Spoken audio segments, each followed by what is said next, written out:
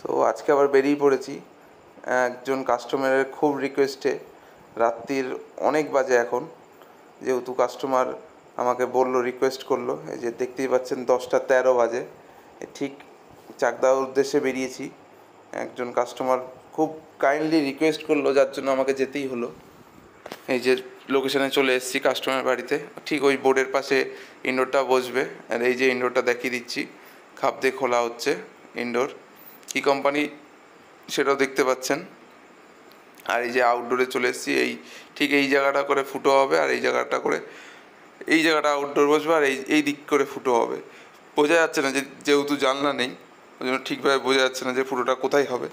এই যে প্লেটটা ফুটো আর প্লেট বসানো হয়ে গেছে, ফুটোটা করা হয়ে গেছে। আর আমি এই যে এদিকে র্যাপিং করছি, পাইপের র্যাপিং। এই র্যাপিংটা দেওয়াটা খুবই মাস্ট। আর এই যে ইনডোরটা বসিয়ে দিলাম। এবার বাইরে যে বুঝতে পারবেন যে কোথায় ফুটোটা হয়েছে। এই যে যেখানে দেখেছিলাম ঠিক ওই জায়গাটায় ফুটোটা হয়েছে, শুধু এই দিক আর ওদিক। এই পাইপ লাইনটা আর আউটডোরটা বসিয়ে দিয়েছি। যেহেতু রাত্রি রয়েছে, সব কিছু দেখানো সম্ভব হয়নি, অনেক রাত্রির বাজে।